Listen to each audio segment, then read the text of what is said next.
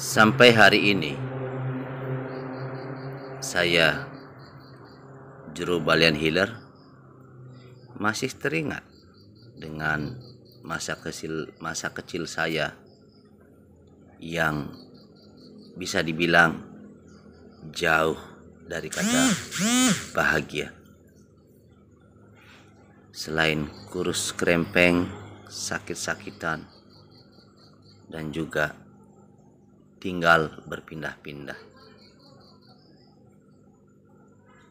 Sering menangis, sering mengeluh, iri kepada orang lain.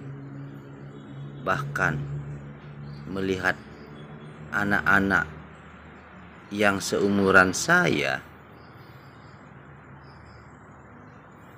jalan-jalan bersama orang tuanya, saya langsung sedih, saya menangis, dan saya iri. Beberapa kali saya berusaha mengakhiri hidup saya. Anehnya, di saat saya berusaha menghujamkan pisau ke dada saya, tidak tembus, cuma saya rasakan rasa sakit. Sampai akhirnya saya kapok untuk melakukan hal itu lagi. Sampai akhirnya saya memiliki pemahaman yang lain. Saat itu saya masih belia, saya ditawarkan pekerjaan untuk menjadi ABK. Pekerjaan saya ngerawih. Jadi saat itu langsung saya terima. Sejak saat itu saya tidak pernah takut dengan apapun, apalagi kematian. Yang ada di pikiran saya saat itu adalah menjadi orang baik, tetap rajin sembahyang, terus berjuang, dan saya siap mati, yang penting tidak mati bunuh diri. Bisa Anda bayangkan, saya akan mengarungi lautan. Dan benar saja Tuhan menunjukkan kuasa-Nya. Dalam hidup saya ini, saya sudah pernah melihat bagaikan tembok besar, ombak setinggi pohon kelapa yang kami terjang dengan kapal. Saya kira saat itu saya sudah harus pulang ke rumah Tuhan. Betapa besarnya kuasa Tuhan di saat Tuhan menunjukkan sesuatu yang mustahil kepada saya. Mungkin saya satu-satunya orang yang beruntung yang bisa menyaksikan kebesaran Tuhan, yang mana tiba-tiba saat itu saya yang memegang kemudi saat perjalanan pulang dari Sadulang, dari Pegarungan Besar menuju Bali ya. Jadi saya menyaksikan ombak begitu tinggi, dan saat itu saya langsung membelokkan kapal, tetapi bos saya mengatakan, "Gede, lurus, jangan miring, kalau miring kita tenggelam." Jadi saat itu saya lurus, terus ada perintah dari bos saya, "Gas Gede." Saya gas sekencang-kencangnya. Jadi kapal kami naik begini. Naik sampai di ujung atas, sudah tidak ada air lagi. Jadi kapal kami pun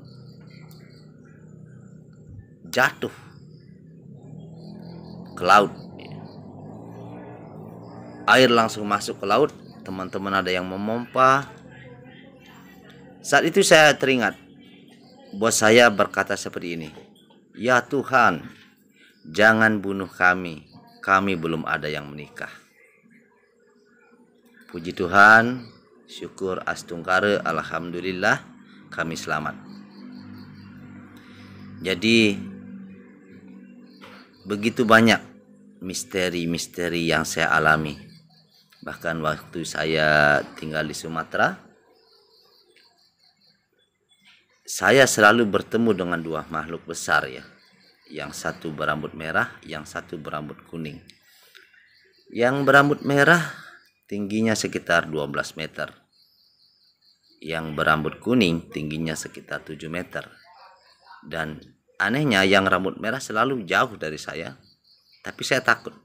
Dan yang berambut kuning tidak terlalu jauh dari saya, dan beliau selalu berkomunikasi dengan saya. Luar biasanya adalah selama 6 bulan beras saya yang 1 kilo tidak pernah habis. Sampai akhirnya karena ketidaktahuan saya ajak teman saya ke tempat saya tinggal.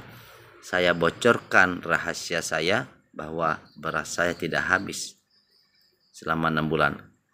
Akhirnya setelah saya membocorkan itu, berasnya pun habis, dan atas petunjuk nenek yang ada di Sumatera, saya disuruh pulang ke Bali karena rahasia itu sebenarnya tidak boleh dibocorkan.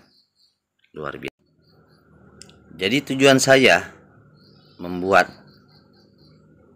dan membagikan kisah hidup saya ini adalah ingin mengajak saudara-saudariku terkasih yang sekiranya kalian terlahir dengan keberuntungan, maksud saya kalian besar bersama ibu dan bapak kalian, kalian sekolah dibiayai oleh orang tua kalian, kalian diberikan kasih sayang oleh orang tua kalian, maka syukurilah itu.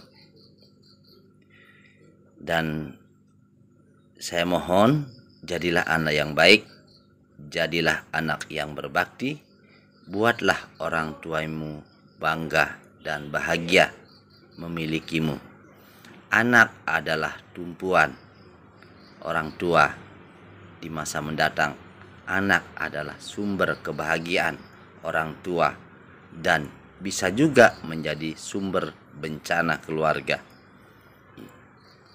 Banyak sekali, bahkan waktu saya menjadi manajer di nightclub, saat itu saya posisi bawa mobil saya, ya waktu itu saya punya mobil mewah ya. Saya masih pakaian seragam kerja, pakai dasi. Saya melihat 5 orang anak yang bolos sekolah ya, pakaiannya pakaian SMP. Jadi saya langsung turun, langsung marah-marahi mereka.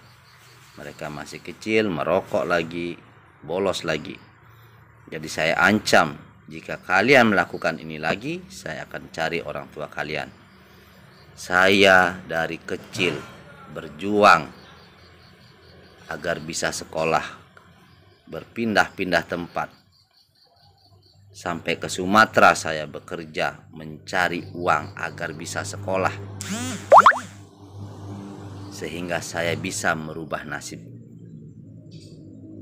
Tetapi sayangnya banyak anak-anak di zaman kekinian yang tak sadar bahwa masa depannya ada di tangannya, dan mereka tidak memikirkan betapa orang tuanya berharap banyak untuknya, dan betapa orang tuanya berjuang mati-matian agar dapat memenuhi tanggung jawabnya untuk memberikan pendidikan kepada anak-anaknya, sehingga anak-anaknya memiliki kehidupan yang lebih baik di masa mendatang. Jadi sekali lagi pesan Jero Balen Healer bagi kamu yang sekarang memiliki orang tua, sayangi mereka. Bagi kamu yang sekarang sedang belajar, fokuslah belajar. Pacaran ada waktunya, bersombong-sombong juga ada saatnya. Rahayu.